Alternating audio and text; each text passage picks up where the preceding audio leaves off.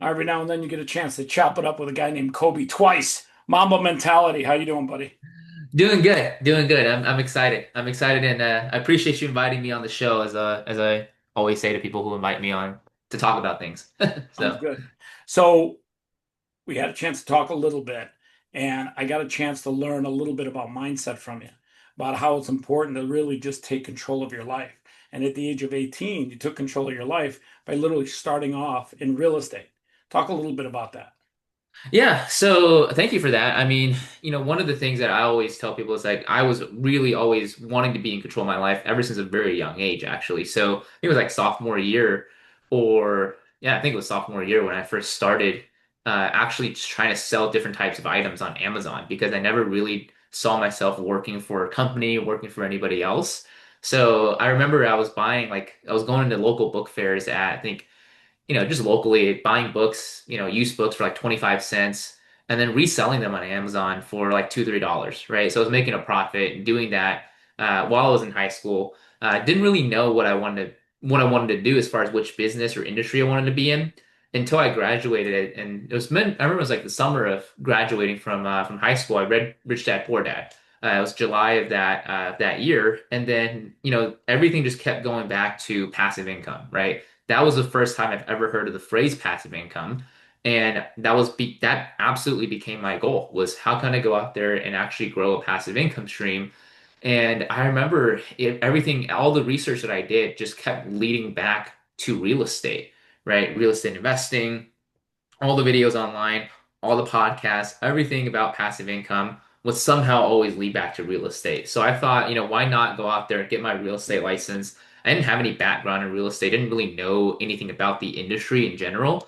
So I went out there, got my real estate license, and really it was the end of 2019. I was fully licensed agent and was ready to get started. And ended up basically what I wanted to do at that time was hook up with some real estate brokerages teams, other agents that are also investing, growing a passive income stream. And, luckily enough for me, I was able to do that. And we can talk a little bit more into detail and into depth as for how that worked and how that all got started for me. Talk a little bit about your realty company. They do something unique. They're publicly traded, but I actually love the fact that they're using technology to scale.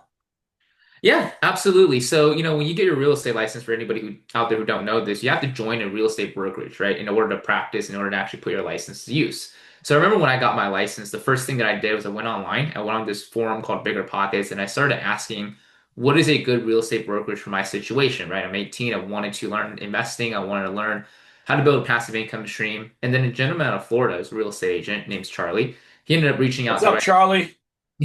Yeah, he'll be happy to hear this. And he ended up reaching out to me directly and basically told me that he was doing exactly what I wanted to do. And he was with this company called EXP Realty. And at the time, I was just Why looking is in. it EXP, by the way, just out of curiosity? Oh, that's a really good question because this is a story that's been told over and over to us. But our founder, when he was registering names, when he was starting his real estate company, he wanted a three-letter name, and the only two options that were left were ASS and EXP. So he decided. I'm kidding. I'm kidding, of course. I'll be honest with you. I'd have gone the other way. 100% more engagement. You'd get a ton of free media. Right. Yeah. No, I think it was EXP. Like those are the three letters that start, a lot of words like experience, exponential, these words that you hear a lot of when it comes to like growth and forward thinkingness. So that's where the name came from. And like you mentioned, right, we're quite forward thinking as a company. We're the first ever 100% cloud-based real estate brokerage. So as a real estate brokerage, operating in now what 50 states, 30 different countries, we actually don't own a single office as a company. Oh, And that you gotta have a corporate office somewhere. Yeah, just a registered office. We don't own any offices. So Really? we call Regis, which is a co-working office space. Where's that at? Which state or city? No, where the company is registered. Yeah. Oh, Washington. Where Washington State. and you guys operate all over the United States? Yep, all over the United States, 30 different countries outside of the US as well. So it's quite unique how we're able to do this. Because we have a completely different model. We're not a franchise either. Work 100% independent, which allows us to again give agents more freedom, both in their branding and also in the way that they interact with the company as a whole. Because usually with big franchise companies, what happens is they're segmented into different office, like different office spaces, different regions, right? And there's not a lot of communication between the two. Whereas us, even though we have, agents in 30 different countries, about 85,000 agents around the world, they are able to still collaborate with each other and also do referral deals, even across state or country lines. That's awesome. So you've been doing this now 6 years, I take it, or 5 years. Yeah, I started in January of 2020, which is again a weird time to start in real estate, right in the middle of COVID. So I've been doing this for about 5 years, and one of the unique things about how I got started doing what I do now, which is I'm growing a team of real estate agents through the EXP revenue share model, which is basically for anybody out there who's familiar with network marketing. It's network marketing for real estate agents, right? You recruit an agent to the Are you guys company. the first one that's ever done it with real estate? Because I don't think I've ever heard that before. You know, there's a company called Keller Williams. Oh, Keller Williams, they did real estate too? They had a profit share model. So it's different from what we've done because profit sharing is a seven-tiered network marketing type model for agents. But what they do is they take the profit left after each month and then share back what's left, right? We have revenue sharing, which is actually just directly off of the revenue generated by the agents. And again, being cloud-based, I think that's the big difference, and that is what allowed us to be able to go out there and do this. Yeah, I think revenue and profit, if you have to figure out what the profit is of a company in order to share in those profits. Sometimes companies can, fudge the books and basically make it so they don't make any profit for tax purposes. So revenue sharing is way better. Yeah, most people understand this, right? Who are in business, right? Just from just from the very basic standpoint, right? Revenue is directly off top. Profit is revenue minus expenses, right? So there's always going to be less, right? From an absolute point of view. And again, because being cloud-based allows us to do this. And when I first saw the revenue share model, I just thought it was a cool feature, right? I knew that EXP gave a really, really fair, really competitive split, 80-20 $16,000 cap. And then we also have stock awards, which basically being publicly traded, like you mentioned earlier, we are able to share back equity ownership to agents. Lots of They money. are actually just going out there closing deals. But this revenue share thing, I didn't really take too much of a deep look into it until COVID hit and we weren't able to go out there and practice real estate like we were normally. Right. And that was when I started to take a deeper look into the model and made a lot of sense for somebody in my position who was 18 who didn't really have income to show for any lenders or you know any financiers that are out there. It was hard for me to get into real estate investment properties. Also carrying that amount of debt, that amount of risk was also something that I didn't look too deeply favorably on as well. So I saw this revenue share model and it made a lot of sense to me because I can go out there, speak to agents who may be interested, who may not be interested. The only thing I'm risking is, kind of my fear being rejected, my fear of being told no and to go F off, which is okay with me because it's a lot better than, being in jail. Talk a little bit about your mindset of overcoming the fear of going for your dreams, working for yourself. A lot of people, they can't get that through their mind that, hey, listen, if you want to chase your dreams and work for yourself, it requires you to understand that you're betting on yourself, that you're willing to say, hey, I can do this, not wonder why I can't do this or how am I going to fail. And by the way, when you become an entrepreneur, get rid of all your friends. Because guess what? The people that you think are your friends, they're the ones that are going to tell you how you're going to fail. And you're going to have to grow new friends that believe in you, that understand your vision, that are willing to support you and push you up that mountain. Oh yeah, 100%. That's the first thing that I realized is, and it's a weird thing because I've always kind of been that way ever since I was really like really really young. All the other kids I in mean, don't school. take this wrong. You're still really, really, really young. I mean, like I'm talking about like second grade level, level of age, right? So like all the other kids in school, they would like listen to the teacher, whatever the teacher told them, they would, whatever they said was gospel essentially, right? But for me, I was like, no, why should I listen to you? That was always I don't know where that mindset came from, and it was always been doing a lot of introspection and thinking of where that stemmed from, but I really couldn't put my finger on it. But I remember like whenever somebody of a quote unquote authority figure would tell me what to think or what to do, the first thing in my mind that I would actually do is I would question that. I would say, I don't believe you. Let me make my own assessments and then let me get back to you on that. I didn't say it out loud, but in my mind, that was what I was thinking the entire time. So that was a shift for me that actually I felt was I was really excited to make that shift because I had been, feeling a lot of just angst and anxiety being in school and just kind of being around people that I didn't really necessarily see eye to eye with, being part of a kind of this, you When you're know, an entrepreneur, you're not going to see eye to eye with a lot of people because your vision is what can be. Most people's vision is what is. Right, right, exactly. Yeah, so if you don't see past that, you're never going to believe in yourself enough to actually push past all of the inevitable obstacles that are going to come in your way. And that's the other thing too, is just, the people who you see out there who are successful, people like yourself, people who've accomplished anything in life in their business, it's not that they're smarter or they're better than anybody. It's just that they simply stuck with it long enough to be able to see the success as well. And I've met enough people who've accomplished different things in different industries as well that I can now attest, personally from people that I know that this is the case. It's not just something I'm reading off of a manual or a book, right? Books talk about it, but this is the actual, truth is if you see past what it is today and you actually believe in the vision that you've casted for yourself in the future, that is what's going to help you push past obstacles, right? So now, even if, I'm having a rough day or I'm having, days where I'm not motivated, I don't even think about quitting because that's not an option, right? It's become second nature now to just push past that and just keep working. I got a book called Faith Matters where I talk a little bit about having faith in yourself. A lot of people think it's a book about faith in God, which it is to a degree. But I tell people this all the time. I spoke on a podcast recently with sports bettors.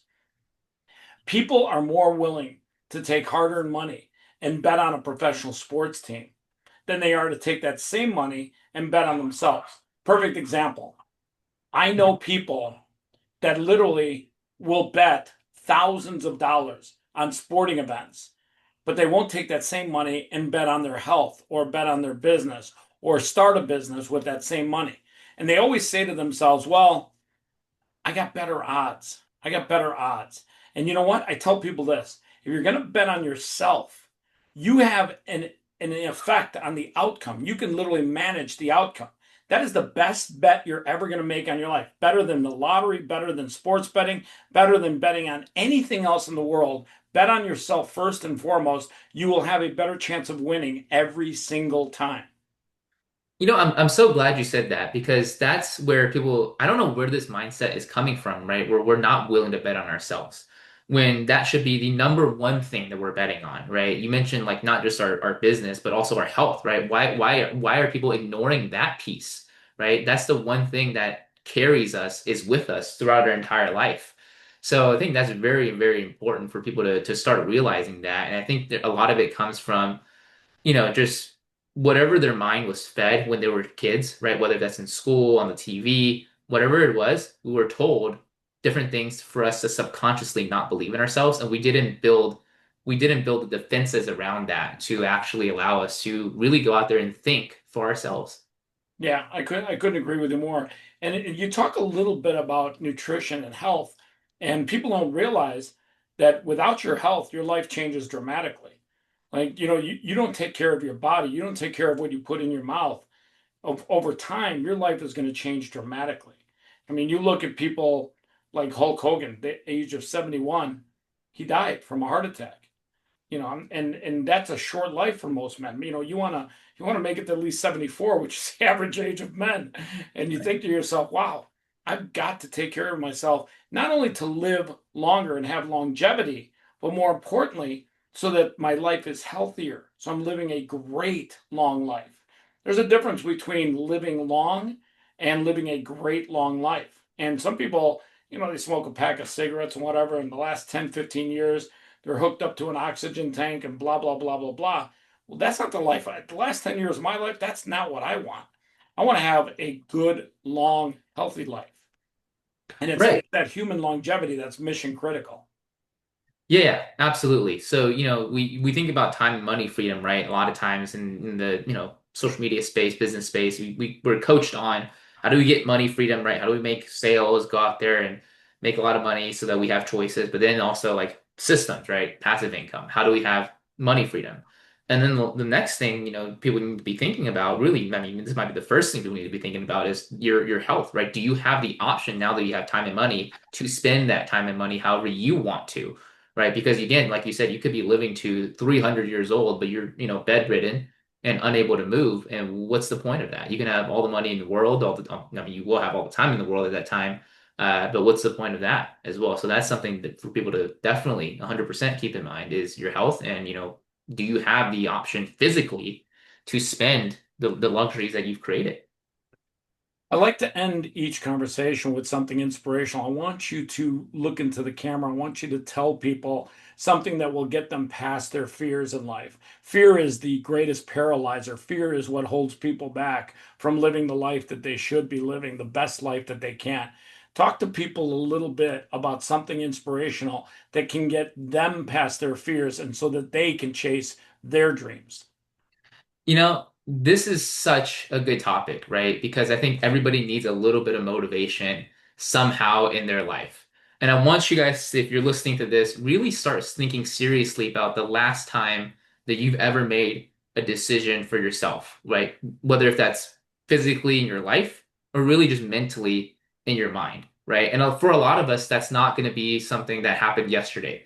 That's not going to be something that happened last week or in the past couple of years. For a lot of us in this life, it's something that was done. The last time we've truly made a decision for ourselves, to truly thought of something for ourselves as far as a real dream that we wanted was back in our childhood, before we were indoctrinated with all of these different, information, if you will, on how we should be living our lives, listening to people's opinions who they will literally never cross your path ever again, right? Which is something that is so detrimental. So I want you to think back into that time and really start tapping into, really, I would say your inner child, right? Start tapping into that way of thinking so that way you can start dreaming again and you can really start making these decisions for yourself. Because at the end of the day, if we start thinking for ourselves, if we start thinking back in the same way that we were thinking for ourselves when we were kids, then we will actually be able to accomplish these things over time. This takes practice. It doesn't happen overnight. But the first thing I think for us we should all be doing if we've lost touch with that is we need to start going back and just start fantasizing and just start dreaming again to start practicing that mental muscle because we've lost that. I think as we start growing up and as we start, just being battered and bruised by all these opinions of other people that are out there. So that's the number one thing I would encourage people to do is you have it in you to accomplish something great. And we've all believed in ourselves once. It's just somehow, somewhere along the way, we've lost that belief in ourselves. And it's really, truly a sad thing to think about. But I believe that there's no age where you can, you've lost that ability. You just have to restart and re-practicing that muscle again. Awesome. Listen, it's been great chopping it up with you. We should do this again very soon. For sure. Yeah, just let me know. Hey, by the way, are you coming to the summit that we're doing since you're in Texas, in Lubbock? You should come and speak. Yeah, no, you were telling me about that. I checked out a little bit about how the event works. It seems like it's an event for mostly podcasters. Is that correct? Yeah, it's the Podcaster Summit. We got 60 podcasters invited, 3,000 content creators. Each one of these golf bays are going to have a podcast in them. I mean, imagine being able to literally jump from one golf bay to another for 2 days and do multiple podcasts. That's awesome. I think that's a really cool event. Really cool event concept. You guys do this annually? Nobody's ever done it. This is our first time. We're doing it with the Texas Tech University. It's the kickoff of college football season. Oh, sweet. Yeah, that'll coincide well with with Yeah, that.